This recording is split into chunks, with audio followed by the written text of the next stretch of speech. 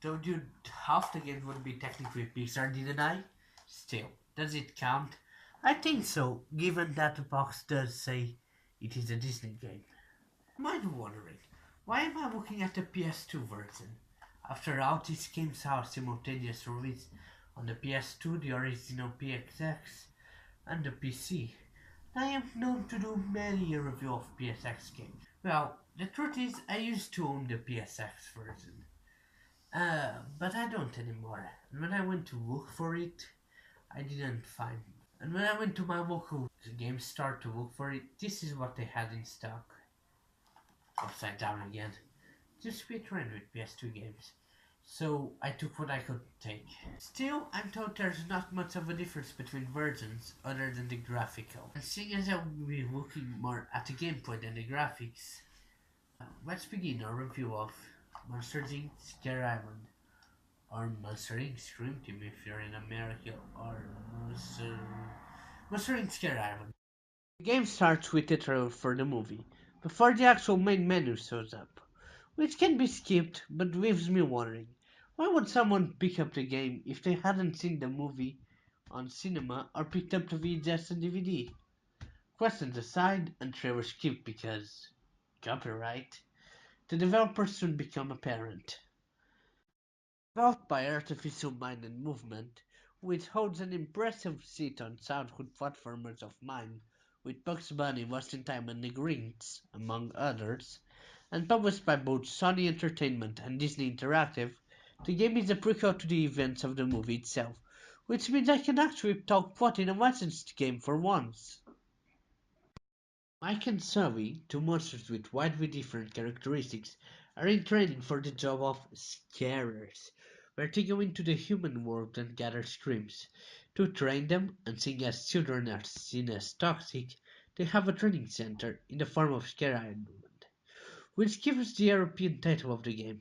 Americans had Scream Team in the name, which is a fine name as well, as it were. Well, that didn't take long, did it? It's just an excuse to set up why you're in the island and why there are such variable counts in the island to explore. Training centers, as it were.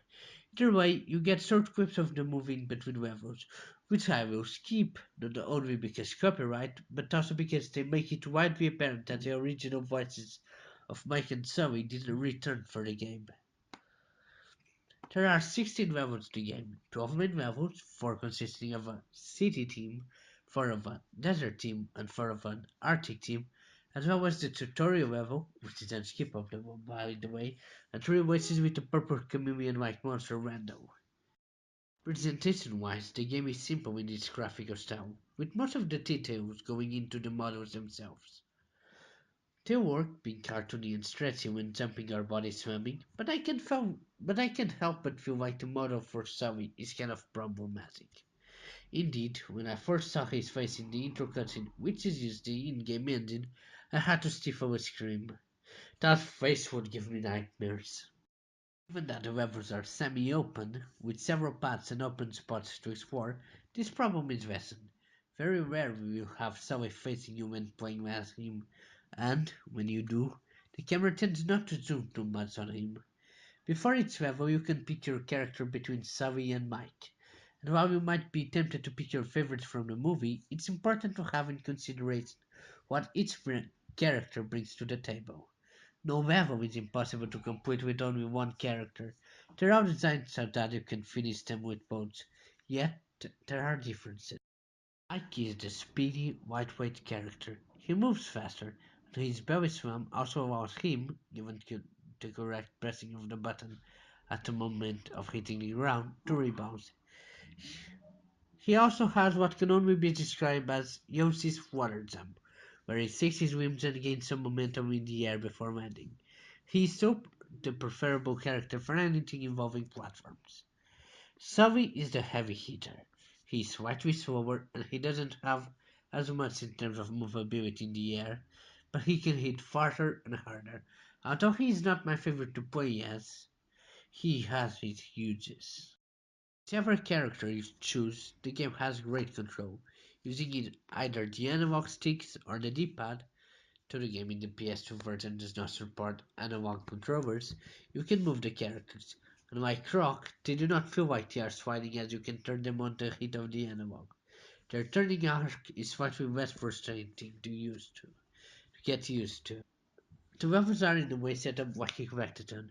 You see, given that children are toxic and they can risk grannies going into the human world, they developed these robot children called nerves, color coded. You need to have enough primordial use to fill your bar up to the level of those nerves, with blue being the easiest and red being the hardest.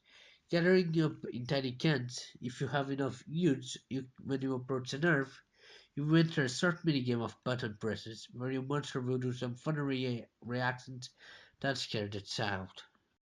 5 nerve will grant you the bronze medal of the level, which is enough to get to bare minimum and move forward. But if you collect 10 Monster Ink tokens spread around, you will unlock a hidden nerve, which you can use to get a gold medal, which is gathered after scanning all 8 nerves in a level. For getting the 4 bronze level medals in an area, city, desert, or arctic, you will unlock a special object that will allow you to reach inner areas in the levels of that area. Things like speed arrows or trampolines. With effect, if you collect enough nerves in an area, you will gain access to the other areas in the level, usually in the form of a door opening. The game is easy, being developed for children, but the tight control and unique gameplay still holds me to this day.